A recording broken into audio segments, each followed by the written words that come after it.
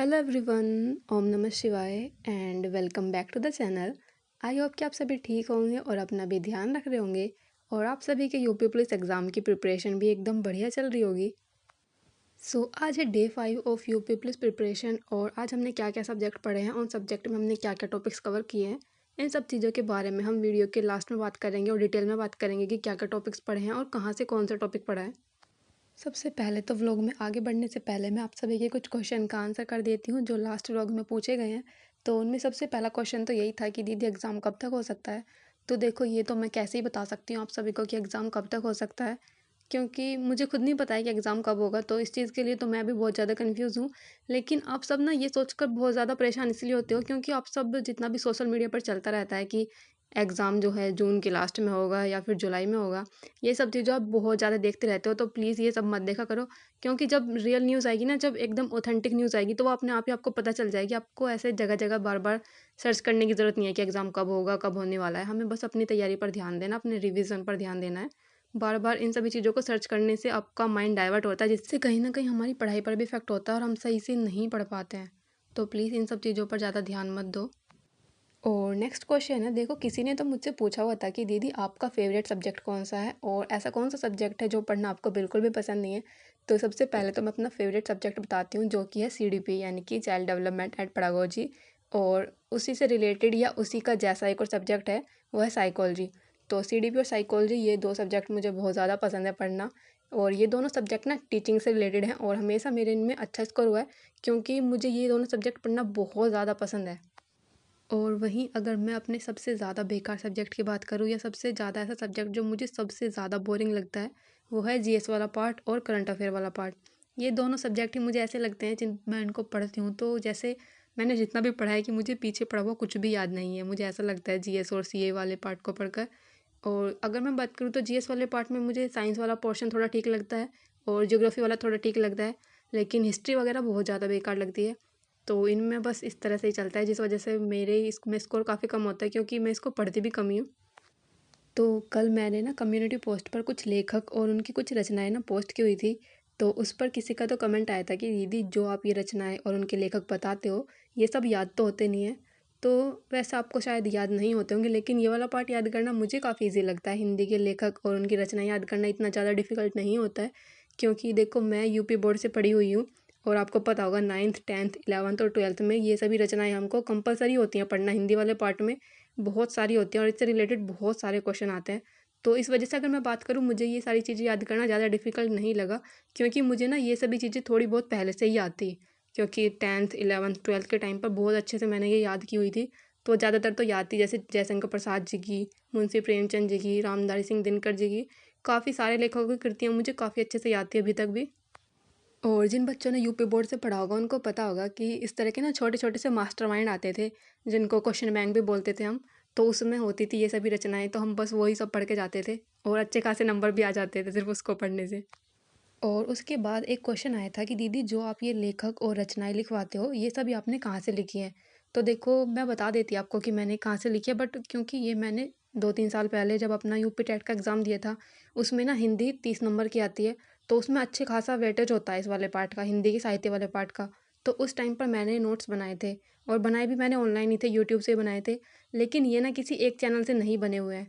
तो मैं सिर्फ़ ऐसा करती हूँ, जैसे जयशंकर प्रसाद जी की मुझे रचनाएँ याद करनी है, तो मैं यूट्यूब पर सर्च करती हूँ जयशंकर प्रसाद जी की रचनाएँ। ऐसे ही करके सभी लेखकों की इस तरह से ही मैंने सर्च की थी अलग-अलग, और फिर उन सभी को एक जगह एक पेपर पर लिख लिया था। तो इसलिए मुझे खुद नहीं याद मैंने कहाँ-कहाँ से कौन-सी रचनाएँ लिखी हैं, इस वजह से मैं आप सभी को नहीं बता पाती। क्योंकि कुछ बच्चे कमेंट करते रहते हैं कि दीदी आप बताते नहीं हो कि आपने रचनाएँ कहाँ से लिखी हैं। और मैंने कल ना कम्युनिटी पोस्ट पर जो लेखक और उनकी रचनाएँ पोस्ट की थी, तो उस पर किसी ने तो कमेंट किया था कि दीदी ट्राई करते रहो, कोशिश करते रहो, एक ना एक दिन आपकी राइटिंग ज़रूर अच्छी हो जाएगी। तो बस ये कमेंट मुझे थोड़ा-सा फ़नी लगा, मुझे लगा कि आप सभी के साथ शेयर कर दूँ। और मैं क्या ही बोलूँ अब, मेरी राइटिंग का तो आप सबने मज़ाक बना कर रख दिया है सच में। जहाँ पर देखो कोई ना कोई बोल ही देता है कि दीदी आपकी राइटिंग ऐसी है, आपकी राइटिंग वैसी है। बट चलो कोई बात नहीं, कम से कम इस वजह से आप खुश तो हो ना, हँस तो रहे हो ना एटलीस्ट, क्योंकि यूपी पुलिस एग्ज़ाम के लिए हम थोड़ा-सा डरे हुए हैं इस टाइम पर और थोड़ा मतलब खुश नहीं रहते हैं। चलो इस वजह से आप कम से कम मेरी राइटिंग को देखकर ही हँस देते हो। और चलो बहुत हो गई इधर-उधर की बातें, अब पढ़ाई की बातें कर लेते हैं। अच्छा, सबसे पहले तो ये बताओ, जो हम स्टडी गोल डेली बनाते हैं, आप सभी वो कंप्लीट कर रहे हो ना? वैसे मेरा 1-2 टॉपिक रह जाता है, कभी मुझे वो मॉर्निंग में करना पड़ता है, कभी थोड़ा बहुत लेट हो जाता है मेरा, क्योंकि मैं अभी अपनी डीएलएड एग्ज़ाम की भी तैयारी कर रही हूँ। तो हो सकता है कि मेरा थोड़ा-सा टॉपिक 1-2 टॉपिक पीछे चलते रहें, लेकिन आप सभी जो भी मैं पोस्ट करती हूँ वो प्लीज़ पढ़ लिया करो और टाइम से अपना टारगेट कंप्लीट कर लिया करो, और अगर हो सके तो कमेंट भी कर दिया करो कि दीदी मेरा टारगेट कंप्लीट हो गया है, क्योंकि मैं आप सभी के कमेंट पढ़ती हूँ और अच्छा लगता है मुझे बहुत ज़्यादा, आप सभी का इतना पॉजिटिव रिस्पॉन्स देखकर। सो आज है day 5 of UP police preparation, और अगर मैं प्रैक्टिस की बात करूँ तो सबसे पहले मैथ्स की प्रैक्टिस की है, जिसमें मैंने कुछ बुक से क्वेश्चन किए हैं, और बुक का भी नाम मैं आप सभी को बता देती हूँ, फिर बाद में आप कमेंट करते हो यदि बुक का नाम नहीं बताते हो आप। तो बुक है ये आदित्य रंजन सर की बुक है, छोटी सी यूपी पुलिस एग्जाम के लिए। इस वाली बुक से मैंने अनुपात और समानुपात यानी कि रेशियो प्रोपोर्शन वाला चैप्टर किया है। इसमें टोटल 57 क्वेश्चन थे, 51 क्वेश्चन मेरे ठीक हुए हैं, बाकी के गलत हुए हैं। तो ये वाले चैप्टर की अगर मैं बात करूँ, ये वाला चैप्टर बहुत ज़्यादा डिफिकल्ट नहीं होता है, ईजी सा होता है। तो ये वाला हो गया था चैप्टर। इसके बाद थोड़ा सा फॉर्मूला रिवीजन किया है, और यहाँ पर मैथ्स की प्रैक्टिस कंप्लीट करने के बाद यहाँ पर मैंने रीजनिंग की प्रैक्टिस की थी, जिसमें सबसे पहले तो मैंने एनालॉजी वाला चैप्टर किया है रीजनिंग की बुक से। और रीजनिंग की अगर मैं बात करूँ तो मैं ज़्यादा क्वेश्चन नहीं करती हूँ, इसके डेली 25 के आसपास मैं इसके क्वेश्चन करती हूँ। और अगर वहीं प्रैक्टिस की बात करूँ तो आज मैंने हिंदी में शब्दों के भेद में पढ़ा है, जिसमें मैंने कुछ तद्भव तत्सम शब्द याद किए, कुछ पर्यायवाची शब्द याद किए हैं। और अगर मैं बात करूँ कि यहाँ पर बैठकर मैं क्या पढ़ रही हूँ, तो यहाँ पर बैठकर मैं अपना सीआई वाला चैप्टर पढ़ रही थी, जो कि आरडब्ल्यूए पर राहुल तेवतिया सर करा रहे हैं। तो वही वाला चैप्टर मैं पढ़ रही थी, और मुझे अभी पता चला कि सर अब आगे नहीं पढ़ाएंगे हमें। जो सबसे पहले तो मुझे यही कन्फ्यूज़न था, स्टार्टिंग से ही मुझे ऐसा लग रहा था कि मैथ्स का जो सिलेबस हमारा कंप्लीट नहीं होगा, और आपने देखा कि सच में ऐसा ही हो रहा है। मुझे तो ऐसे लग रहा है कि मैथ का सिलेबस कंप्लीट नहीं हो पाएगा। अभी मेंसुरेशन वाला चैप्टर भी रह रहा है, पाई चार्ट भी रह रहे हैं, टाइम एंड डिस्टेंस वाला चैप्टर भी रह रहा है, और मिक्सचर एंड एलिगेशन वाला चैप्टर भी रह रहा है, और शायद और भी हो सकते हैं। अभी तो मुझे फ़िलहाल इतने ही याद है जो चैप्टर हमारे नहीं हुए हैं, और सर ने मना कर दिया पढ़ाने के लिए, शायद उनकी जगह पर कोई और टीचर आएंगे। और इस सीआई वाले चैप्टर की तो मैं क्या ही बात करूँ आपसे, ये तो गिरगिट की तरह रंग बदलता है। स्टार्टिंग में जब मैंने स्टार्ट किया था सीआई वाला चैप्टर, स्टार्टिंग की 2 क्लासेस मुझे काफ़ी ईजी लगी, और मुझे लगा कि ठीक है, अच्छा है, हो जाएगा, कोई दिक्कत नहीं है। कि मुझे लगा 2 क्लास तो हो चुकी हैं, अब थोड़ी बहुत क्लास होंगी तो ज़्यादा ही क्या लेवल अप हो जाएगा। लेकिन जब 3rd और 4th क्लास करी तब पता चला भाई ये तो सीआई वाला चैप्टर तो एकदम गिरगिट की तरह है, जो रंग ही बदलता जा रहा था। क्योंकि 3rd चैप्टर और 4th चैप्टर तक आते-आते तो ये दिमाग से ऊपर से ही जाने लगा। सच में इसका नाम तो सीआई है, कंपाउंड इंटरेस्ट है, लेकिन इसमें किसी को भी इंटरेस्ट नहीं होता है। और अब राहुल तेवते सर जा रहे हैं, उनकी जगह पर कोई नए सर आएंगे, शायद आकाश नाम है उनका। तो ये सब ठीक है, चलो, जैसे कि राहुल तेवते सर ने भी खुद बोला कि थोड़े मैच्योर बनो, आप सभी बड़े हो गए हो, और नए टीचर को भी आपको समझना होगा। देखो ये सारी बातें ठीक हैं, और हम शायद समझ भी जाएंगे जो टीचर आएंगे अच्छे से, बट थोड़ा टाइम लगता है इन सब चीज़ों में, क्योंकि नए टीचर आते हैं कोई भी, हमको थोड़ा सा टाइम लगता है उनके साथ बॉन्डिंग बनाने में, एडजस्ट होने में। क्योंकि एकदम से या स्टार्टिंग की 1-2 क्लासेस या ज़्यादा क्लासेस हमें नहीं समझ आएगी, क्योंकि मैं तो राहुल तेवतिया सर के अलावा और किसी टीचर से नहीं पढ़ी हूँ मैथ, मतलब आरडब्ल्यूए पर। उसके अलावा मैंने आदित्य सर से पढ़ा है। लेकिन स्टार्टिंग में अगर आप किसी भी टीचर से पढ़ते हो तो थोड़ा टाइम लगता है आपको उन सबसे समझने में, पढ़ने में, उनकी स्ट्रैटेजी को समझने में। और इसके बाद अगर मैं रिवीजन की बात करूँ तो रिवीजन में मैंने जीके वाले पार्ट में पढ़ा था यूरोपीय कंपनियों के आगमन, मतलब जैसे सबसे पहले पुर्तगाली ईस्ट इंडिया कंपनी आई, फिर अंग्रेजी, फिर डच, फिर डैनिश, इस तरह से ये जितने भी कंपनी आई हैं इसको याद किया है। और अगर मैं इनके सन की बात करूँ तो मैंने याद तो किया है, पता नहीं मुझे याद रहेंगे ये नहीं रहेंगे या। और जीके जीएस में सेकंड टॉपिक मैंने पढ़ा था प्रमुख संस्थाएं और उनके संस्थापक।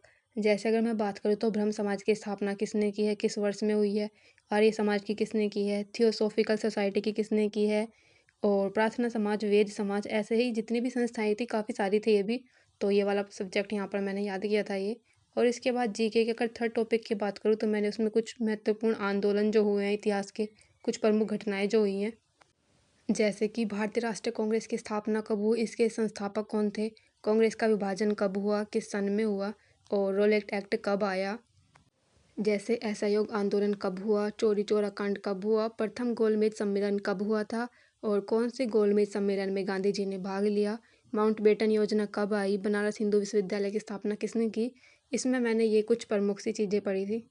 और इसके बाद अगर रिवीजन की बात करूँ तो रिवीजन में यूपी जीके में मैंने कुछ ताप विद्युत परियोजनाएं याद की हैं जो यूपी के अंदर है। और उसके बाद पढ़ा था मैंने लेखक और उनके जन्म स्थान, जो कि बहुत ज़्यादा इंपॉर्टेंट है अगर लेखक और उनके जन्म स्थान की बात करूँ।